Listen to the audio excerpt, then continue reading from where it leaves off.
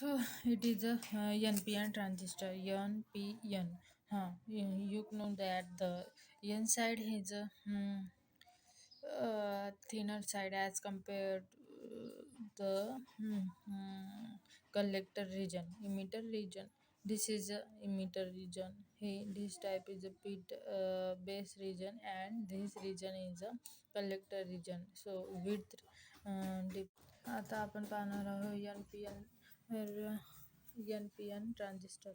N P N ट्रान्झिस्टरमध्ये काय होतं तुम्हाला सांगितलं होतं की जो विड्थ आहे तो काय यांचा कमी आहे आज कम्पेअर टू कलेक्टर. म्हणजे कलेक्टर मोठा आहे आणि इमिटर त्याच्यापेक्षा छोटा, मग आणि हा थिन लेअरचा असतो.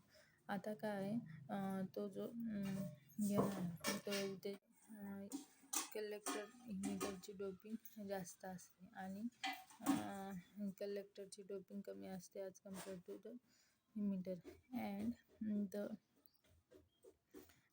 पी टाईप हे लाईटली डोप असतात. आता ह्याच्यामध्ये जास्त प्रमाणामध्ये इम्प्युरिटीज ॲड केलेले असतात.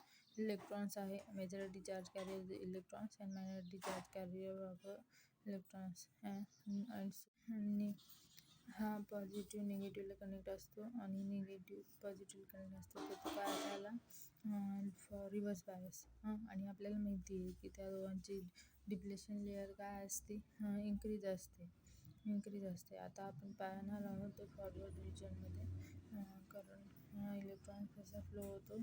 एन काय टाईपकडे जास्त डोपिंग असल्यामुळे तो एन साईडकडे इलेक्ट्रॉन्स जास्त आहे. तर इलेक्ट्रॉन्स हा काय करेन अट्रॅक्ट करेन होल्सकडं. तर अट्रॅक्ट करून आणि तो झाला क्रॉस झाला पी साईडकडे. आता हा लाईटली डोप आहे म्हणजे काय होल्स कमी प्रमाणात आहे त्याच्यामध्ये आणि इलेक्ट्रॉन्स पण कमी आहे. तर तो आणि हा रिजन पण काय लाईट थिन आहे.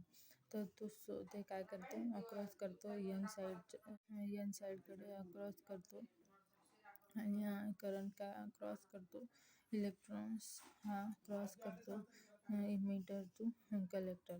सो आपल्याला माहिती आहे कलेक्टर